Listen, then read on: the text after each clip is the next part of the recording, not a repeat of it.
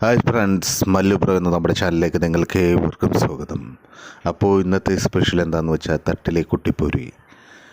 വീട്ടിൽ പൂരി ഉണ്ടാക്കാൻ തുടങ്ങിയപ്പോൾ ചെറുതായിട്ട് മനസ്സിൽ തോന്നിയ ഒരു ഐഡിയ. കുട്ടികൾക്കൊക്കെ ഇങ്ങനെ ഉണ്ടാക്കി കൊടുത്തു കഴിഞ്ഞാൽ അവർ നന്നായിട്ട് ഇത് കഴിക്കുന്നതാണ്. ഇഷ്ടമല്ലാത്തവർ പോലും ഇതിൻ്റെ ഭംഗി കണ്ട് കഴിക്കുന്നതാണ്.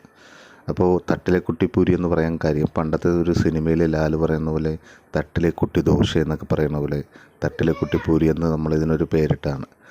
അപ്പോൾ ഇത് കണ്ടോ, ഇതിന് ചെറിയൊരു നമ്മുടെ ഈ കുപ്പിയുടെയൊക്കെ 2 ലിറ്ററിൻ്റെയൊക്കെ സോഡ വന്നതും അല്ലെങ്കിൽ വെള്ളം വന്നതിൻ്റെയൊക്കെ അടപ്പിനെടുത്തിട്ട് നമ്മുടെ പൂരിക്ക് പരത്തുന്ന പോലെ തന്നെ പരത്തിയിട്ട് അത് ചെറിയ ചെറിയ റൗണ്ടാക്കി കട്ട് ചെയ്തെടുക്കുക. ചെറിയ ഇങ്ങനെ നമ്മൾ നൈസായിട്ടുള്ള റൗണ്ടാക്കി അതിങ്ങനെ കട്ട് ചെയ്തെടുക്കുക. അപ്പോൾ മാക്സിമം അതിൽ നിന്ന് എത്ര കിട്ടുമോ അത്രയും റൗണ്ട് നമ്മളതിൽ കട്ട് ചെയ്തെടുക്കുക. അപ്പോൾ ഒരെണ്ണത്തിൽ നിന്ന് ചിലപ്പോൾ 5-8 10 മേലെ നമുക്ക് കട്ട് ചെയ്തെടുക്കാൻ പറ്റും. അപ്പോൾ അങ്ങനെ കട്ട് ചെയ്തെടുത്ത് കഴിഞ്ഞിട്ടുണ്ടെങ്കിൽ നല്ല ഇതായിട്ട് തന്നെ നമുക്ക് ഉപയോഗിക്കാം.